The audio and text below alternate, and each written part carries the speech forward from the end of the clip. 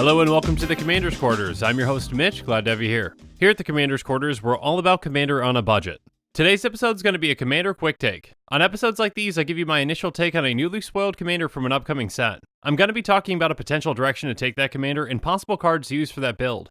This show and episodes like this one are possible because of viewers like you. So if you're looking for some easy ways to help support the show, make sure you like this episode and share it with friends. And make sure you subscribe to the channel and hit that bell notification icon so you don't miss any new episodes. You can also go check out our playmats and other merchandise at thecommandersquarters.com. Thank you to everyone who's already purchased our merchandise, it really does help support the channel. Another easy way to support this channel is by using our TCG Player affiliate links. So make sure that you're looking for those links in the description whenever you're buying a deck or just individual cards. And the final way that you can support this show is by supporting us directly by becoming a patron. There are many benefits to being a patron, and I truly couldn't do this without all of their support. But before we really jump into this, I just want to give a quick disclaimer. On episodes like these, they are just initial quick takes. This Commander is just as new to me as it is to you. And because of that, I don't have a finalized deck build for this Commander yet. So the direction that I choose to take this Commander today might not be the same one that I do in a deck tech. And because of that, some of the cards I'm going to mention might not be in that deck either. Alright, now that we're on the same page, let's get into it. This quick take is going to be on Vilis, Broker of Blood. Vilis is an 8/8 demon with flying that costs 5 black.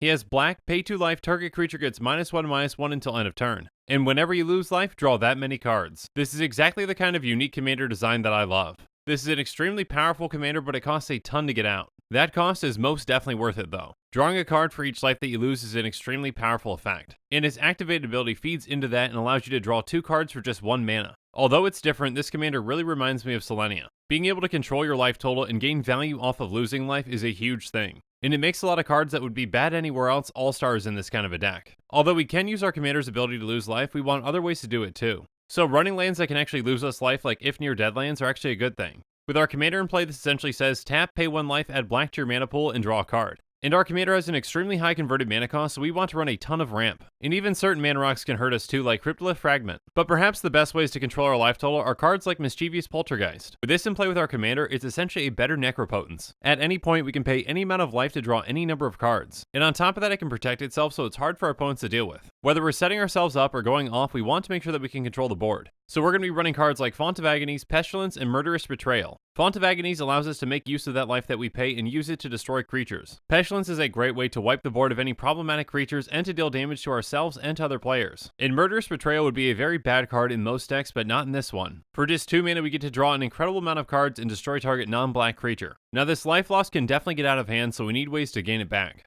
Soul Spike is essentially a free War Leader's Helix for us. With this deck, we can draw an absurd amount of cards, so exiling 2 of them is no big deal. And of course, we're going to be running Grey Merchant of Asphodel, which is better known as Gary. When Gary enters the battlefield, he's going to drain our opponents for a ton and gain us a ton of life. But a card like Faith of the Devoted might be even better in this deck. This card takes advantage of the fact that we have to discard down to 7 at the end of the turn. So let's say that we have 9 mana open the turn after we got our commander out and we have this in play. We draw a ton of cards with one of our free life loss abilities. We have to discard down to 7, so we're easily going to be discarding 9 cards. By paying for this 9 times, we can make each opponent lose 18 life and we gain 18 life. We can also use those cards effectively in other ways too.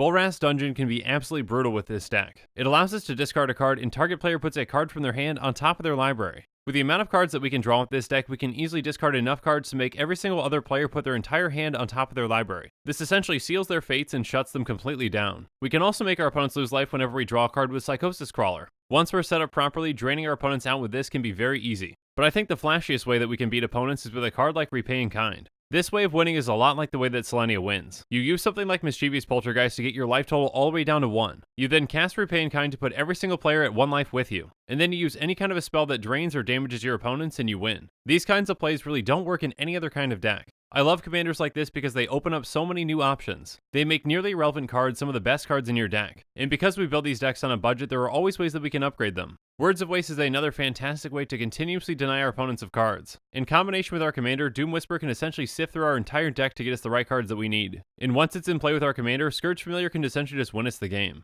Being able to essentially generate mana for free in this deck is very broken. I really can't wait to get my hands on Vilis and to finish brewing this deck. But I really want to hear your thoughts on this take, so why don't you let me know in the comments below.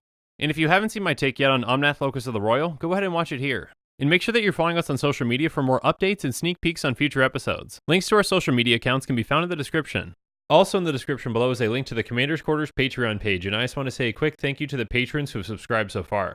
There are many benefits to being a patron for the Commander's Quarters, including being able to vote on future commanders for deck techs. There's even a general level tier where you get your own personalized deck tech dedicated to you. I truly couldn't do this without all of your support, so from the bottom of my heart, thank you. If you haven't already, make sure that you like and subscribe to the channel. And while you're at it, check out some of our other episodes on budget deck techs, Quest for Quarters episodes, Commander topics, and Creators Quarters. And with that, I'm out of here. Thanks again, and have a good one.